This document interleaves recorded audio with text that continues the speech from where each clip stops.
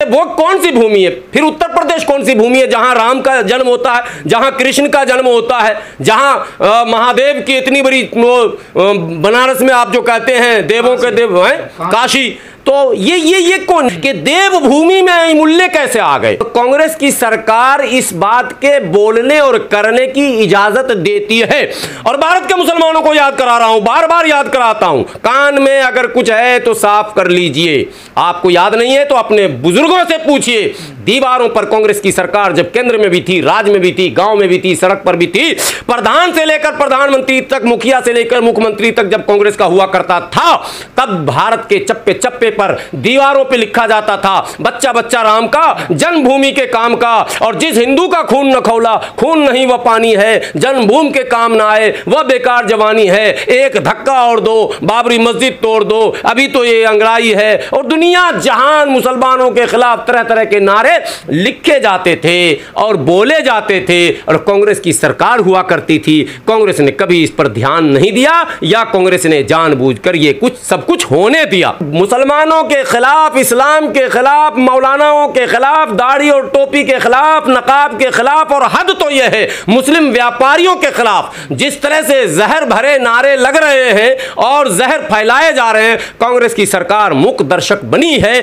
इसका मतलब साफ है कि कांग्रेस जानबूझकर वातावरण को सांप्रदायिक बना रही है। तो शिमला के अंदर, संजौली के अंदर जिस मस्जिद का जिक्र आप बार बार कर रहे हो, जिसे मुसलमानों ने कहा भैया मैं ही तोड़ लूंगा, क्योंकि इल्लीगल कंस्ट्रक्शन ही नहीं हो रहा है, यहां इल्लीगल लड्डू भी हो रहा। अब अगर बताइए वो जो अभी तिरुपति में लड्डू है, उस लड्डू में अगर लोग दूरबीन लगा के देख रहे थे कि कोई मियां दूर दूर तक मिल जाए, ला खूब दूरबीन लगाया, बहुत ताकत लगाया, अमेरिका से दूरबीन मंगाया गया, जापान से मंगाया गया, ढूंढा, कोई मियां जी उसमें नहीं मिल पाए। अब ये सवाल पैदा होता है कि गाय की चर्बी, सूअर की चर्बी, मछली का तेल तिरुपति बालाजी के प्रसाद में न केवल मिलाया गया, बल्कि 1 लाख लड्डू जिस दिन 22 जनवरी को राम मंदिर का प्राण प्रतिष्ठा हुआ, वही गाय और सूअर वाली चर्बी वाला लड्डू, 1 लाख लड्डू वहां से यहां लाया गया। भैया ये काम किसने किया? भारत के हिंदुओं, ये सवाल नहीं करोगे तुम? किससे पूछोगे ये सवाल?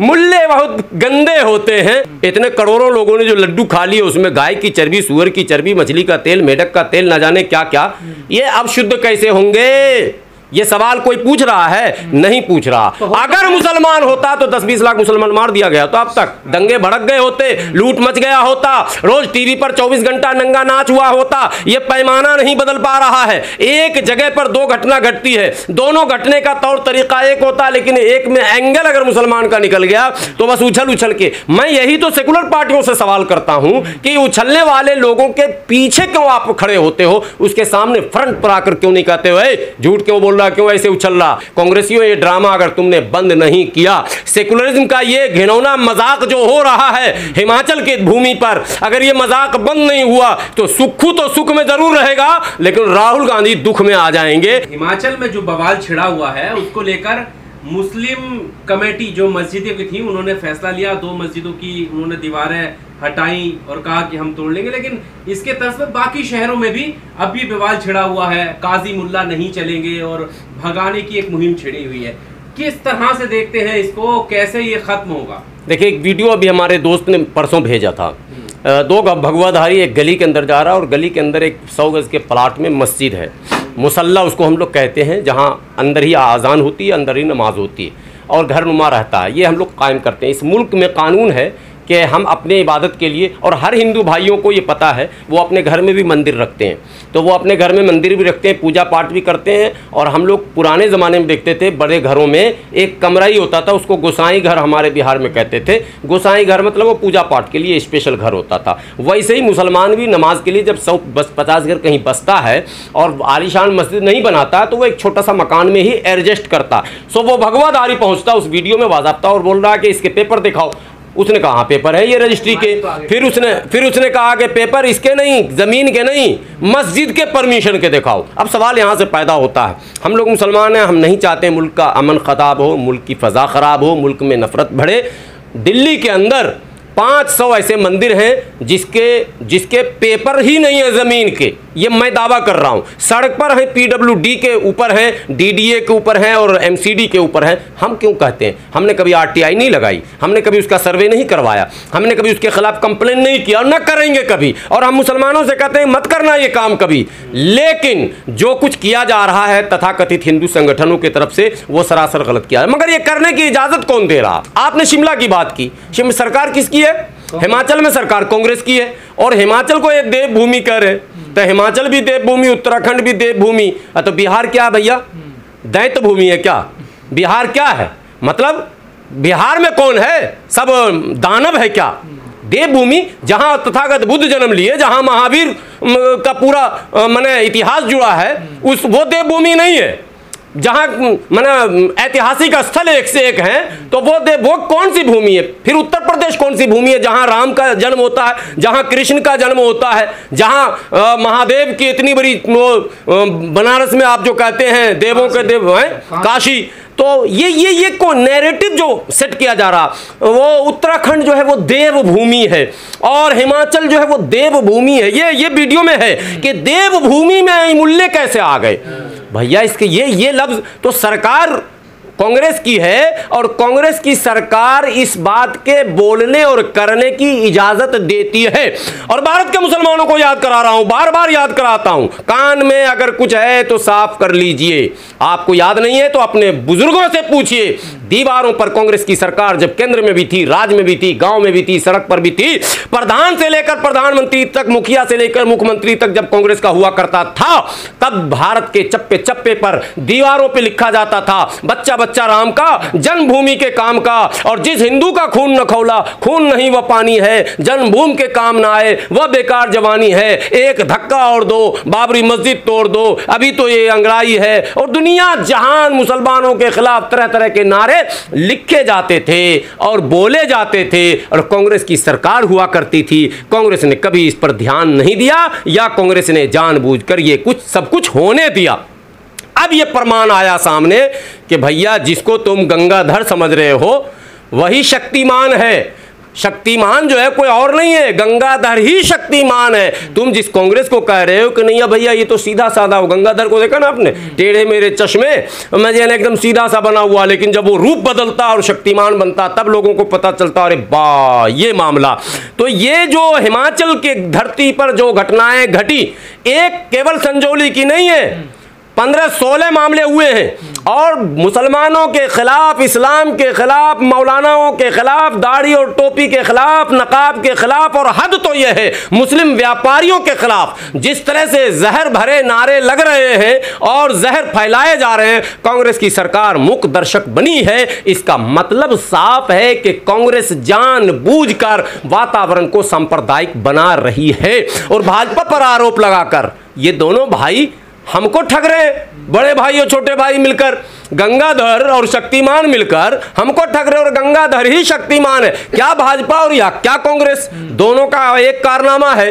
कहीं से अगर अलग हो, हाँ शब्द अलग है दोनों के, एक माने मीठी जुबान बोलता है, एक तीखी जुबान बोलता है, फर्क इतना ही दोनों में है, कोई बहुत ज़्यादा फर्क नहीं। तो शिमला के अंदर, संजौली के अंदर जिस मस्जिद का जिक्र आप बार बार कर रहे हो, जिसे मुसलमानों ने कहा भैया मैं ही तोड़ लूँगा ताकि दिल आज़ारी ना हो, माहौल न बिगड़े, लोग ढोल न बजाने लग जाएं, क्योंकि ये बेशरम ढोल भी लेकर आते हैं कि देखो हमने बुलडोजर चलवा दिया, ढोल बाजे भी बजते हैं, चिढ़ाए भी जाते हैं, प्रोवोक भी किए जाते हैं। इसलिए मुसलमानों समझ बूझ के काम लिया और कहा भैया धीरे धीरे अगर कुछ इलीगल कंस्ट्रक्शन है तो वो हम खुद तोड़ देंगे।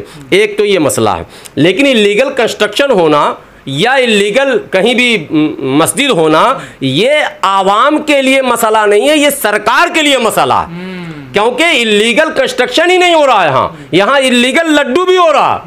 अब अगर बताइए वो जो अभी तिरुपति में लड्डू है, उस लड्डू में अगर लोग दूरबीन लगा के देख रहे थे कि कोई मियाँ दूर दूर तक मिल जाए, ला खूब दूरबीन लगाया, बहुत ताकत लगाया, अमेरिका से दूरबीन मंगाया गया, जापान से मंगाया गया, ढूंढा, कोई मियाँ जी उसमें नहीं मिल पाए। अब ये सवाल पैदा होता है कि गाय की चर्बी, सूअर की चर्बी, मछली का तेल तिरुपति बालाजी के प्रसाद में न केवल मिलाया गया बल्कि 1 लाख लड्डू जिस दिन 22 जनवरी को राम मंदिर का प्राण प्रतिष्ठा हुआ, वही गाय और सुअर वाली चर्बी वाला लड्डू 1 लाख लड्डू वहां से यहां लाया गया। भैया ये काम किसने किया? भारत के हिंदुओं, ये सवाल नहीं करोगे तुम? किससे पूछोगे ये सवाल? मुल्ले बहुत गंदे होते हैं, मुल्ले पेशाब करते हैं। मैंने कल कहा रिपब्लिक टीवी पर कि वो पेशाब करने वाला जो जूस वाला था वो है कहां? पूछता है भारत कि वो है कहां? कहीं ऐसा तो नहीं कि फैब्रिकेटेड वीडियो सिर्फ माहौल खराब कर दिया और उस बंदे को हमने जेल जाते नहीं देखा, उसको सिर्फ पुलिस आई है, उसके बाद का कोई सीन नहीं है। आप पत्रकारों को भी मैं दावत देता हूं, जरा उसके घर पे जाकर पता लगाइए वो है कहां। इस राज को खोलना बहुत जरूरी है। ये देश में खेल खेला जा रहा। फंसे नहीं मुसलमान, नहीं मुसलमान न फंसा, उसके बाद इन्होंने ईसाई को ढूंढा, ईसाई भी नहीं फंसा। अब चुप हो गए, सारा चैनल चुप, सारा चैनल चुप। ये जो अपवित्र किया, ये जो तमाम श्रद्धालुओं के माने उनके भावनाओं से जो खेला गया है, और इनको ये कैसे शुद्ध होंगे? इतने करोड़ों लोगों ने जो लड्डू खा लिए, उसमें गाय की चर्बी, सुअर की चर्बी, मछली का तेल, मेढक का तेल, न जाने क्या क्या, ये अब शुद्ध कैसे होंगे? ये सवाल कोई पूछ रहा है? नहीं पूछ रहा। अगर मुसलमान होता तो 10-20 लाख मुसलमान मार दिया गया, तो अब तक दंगे भड़क गए होते, लूट मच गया होता, रोज टीवी पर 24 घंटा नंगा नाच हुआ होता। ये पैमाना नहीं बदल पा रहा है। एक जगह पर 2 घटना घटती है, दोनों घटने का तौर तरीका एक होता, लेकिन एक में एंगल अगर मुसलमान का निकल गया तो बस उछल उछल के। मैं यही तो सेकुलर पार्टियों से सवाल करता हूं कि उछलने वाले लोगों के पीछे क्यों आप खड़े होते हो? उसके सामने फ्रंट पर आकर क्यों नहीं कहते हो झूठ क्यों बोल रहा, क्यों ऐसे उछल रहा, तेरा ये उछलना गलत है, देख तेरे साथ ये फला कर रहा। आज भावनाओं से सबसे ज्यादा कोई खेल रहा है तो सत्ताधारी पार्टियां उनके साथ खेल रही है। हम क्यों खेलने जाएं? हम तो मुसलमानों से अपील करते हैं, मुसलमानों इस मुल्क में योगी जी एक कानून ला रहे हैं, सबको नाम लिखना होगा, सबको मजहब लिखना होगा। मैं स्वागत करता हूं, लिखो मुसलमानों, दाढ़ी रखो, टोपी पहनो, नमाज पढ़ो और साथ में बेचो, और बेचो अंगूर 1 नंबर मीठा, और चैलेंज कर दो कि मैं मुसलमान हूं, खट्टा बेचूंगा ही नहीं, अगर खाकर देखूंगा खट्टा होगा फेंक दूंगा, वापस कर दूंगा, तौलूंगा 1 किलो में 10 ग्राम ज्यादा रहेगा, 10 ग्राम कम नहीं होगा। रेट पूरे भारत में घूम लेना, जो मैं बता दूंगा उससे नीचे कहीं दुनिया में रेट नहीं मिलेगा।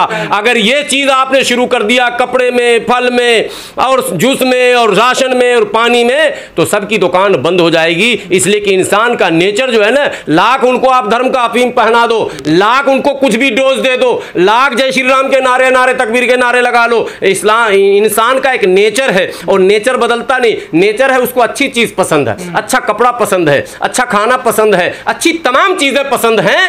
तो जब आप अच्छे बन जाओगे और अच्छा चीज लोगों को परोसोगे, लोग आपकी ओर आकर्षित हो जाएंगे। इसलिए घबराने की जरूरत नहीं है। लेकिन कांग्रेसियों से मैं कहूंगा आपके चैनल के जरिए, कांग्रेसियों ये ड्रामा अगर तुमने बंद नहीं किया, सेकुलरिज्म का ये घिनौना मजाक जो हो रहा है हिमाचल की भूमि पर, अगर ये मजाक बंद नहीं हुआ तो सुक्खू तो सुख में जरूर रहेगा, लेकिन राहुल गांधी दुख में आ जाएंगे। इसलिए ये बात नोट कर लेने का है कि सुक्खू तो सुख में रहेंगे क्योंकि 5 साल वो मुख्यमंत्री रह गए, लेकिन राहुल गांधी कभी जिंदगी में प्रधानमंत्री नहीं बनेंगे क्योंकि कांग्रेस को एक्सपोज कर दिया गया।